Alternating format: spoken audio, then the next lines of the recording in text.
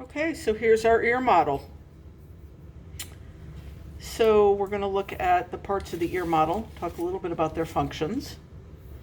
The ear has three different regions: the external ear, the middle ear, and the inner ear. And we're going to look at the structures of each of these regions of the ear. The external ear consists of the auricle, the external acoustic canal, and the tympanic membrane, or the eardrum. So the auricle, or the pinna, is of course the fleshy part of your ear that you can see on the outside of your head.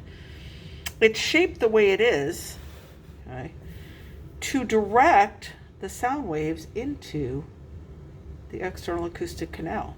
Okay, so unlike cats, we can't turn our ears towards sound, so our ears have this particular shape to capture the sound waves that come at us and direct them into the external acoustic canal. So the external acoustic canal is the ear canal, right here.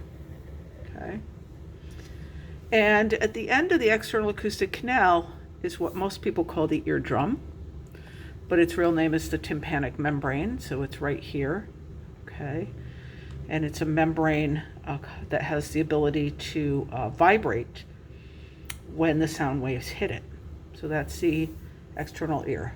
Auricle or pinna, external acoustic canal, and the tympanic membrane. The middle ear consists of what we call the auditory ossicles, or the little bones, okay, that make up the auditory ossicles, and the eustachian tube, or the auditory tube. It used to be called the eustachian tube. This is the auditory tube here. This goes down to your nasopharynx, okay? When you go up in an airplane or you go up over Avon Mountain and you need to equalize the pressure in your head and you kind of hold your nose and kind of blow, okay, that's why that works, is because of the eustachian tube. The auditory ossicles are the three little bones, here, here, and here. So they are the malleus, which is shaped like a hammer, the incus, which is shaped like an anvil, and the stapes, which is shaped like the stirrup of a saddle. Okay, you can either name them individually or you can name them as the auditory ossicles. At the base of the stapes, okay, and I'm going to take this out so I can show this to you a little bit better. Where the stapes is attached to the structures of the inner ear, this area right here where it's attached is called the oval window. Okay, you're going to be watching a video and it's going to talk about the oval window. Okay, and so when you watch that video, pay attention to that. Now the inner ear, okay, is made up of these structures right here. Notice when you look at this model that you see all of this right here, here, here. This is all the temporal bone. So the inner ear structures are literally embedded or sitting in your temporal bone, which protects them. All right, they're very delicate structures. I just want to talk for a second about the receptors that are used in the inner ear. Okay, we've already talked about the types of receptors, and we've talked about mechanoreceptors. Mechanoreceptors are any receptor that is stimulated by movement. So the way that all of the structures of the inner ear work is with a specialized type of mechanoreceptor that are called hair cells. And so all of these structures for equilibrium and for hearing use hair cells to create action potentials that go to your brain for interpretation as either hearing or equilibrium. I'm going to point out the different structures of the inner ear as they sit here in the model. And then I'm actually going to take this out, okay, because I can do that. And we're going to look at it just separately. So the inner ear is made up of what they call the bony labyrinth and the membranous labyrinth, okay, that are filled with fluids. That just means an outer layer that has fluid in it and an inner layer that has fluid in it, and that's where the hair cells are going to be. You can't see that on this model. What you can see are the 3 sensory organs that are formed by the labyrinths and the fluids. So you have 2 sensory organs for equilibrium and you have 1 for hearing. So for equilibrium, you have the vestibule, which is going to be this boxy shaped structure right here. You have the semicircular canals, which are these guys, and we're going to look at these a little bit more closely in a second.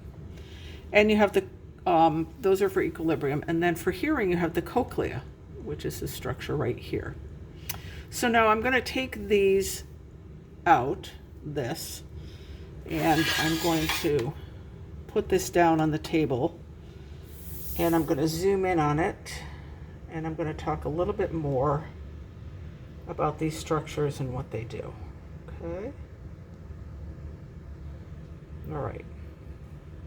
So let's talk about the vestibule first. This is the vestibule right here. Okay, it's kind of like a little boxy structure. And the vestibule has a couple of structures inside the utricle and the saccule. And there is a little crystal that sits against the hair cells in here called the otolith, or the ear stone. And what this particular structure does, the vestibule, is it detects linear acceleration. In other words, moving forward, also deceleration, stopping. It also detects kind of the pull of gravity on your body, okay? And I'll talk more about that in my PowerPoint. Let's look at the semicircular canals. So these are the semicircular canals. And you can see they're shaped like semicircles. And another thing you're going to notice about these is if you look carefully, you'll see that there is a semicircular canal in each of the planes. Okay, so there's one that goes this way, there's one that goes this way, and there's one that goes this way. This is also filled with fluid and hair cells. And what the semicircular canals do is they detect rotation of your head. If you can imagine this sitting in your ear, in your temporal bone, and say you're a diver and you go off the diving board and you do a, double, triple, half gainer, or semi with a twist, whatever, your head is going to be moving in lots of different directions. And when your head moves in lots of different directions, okay, as this is sitting in your head, the hair cells inside of these structures move back and forth and back and forth and back and forth. And as they do so, they create action potentials that they send to your brain, and your brain knows where your head is in space, or how your head is rotating. So that's the semicircular canals that detect rotation of the head. The cochlea is going to be this structure right here, kind of looks like a snail shell. And the cochlea is the structure in your inner ear that you use for hearing, or what they call auditory transduction. Now you're going to watch an entire video about auditory transduction. It's super interesting and really quite incredible the way this structure of the inner ear works and detects hearing. So that's the cochlea for hearing. Also works with hair cells. You'll see that in the video. And then the last thing I want to point out is this structure right here. And if you recall, anything that's in yellow on a model is related to the nervous system.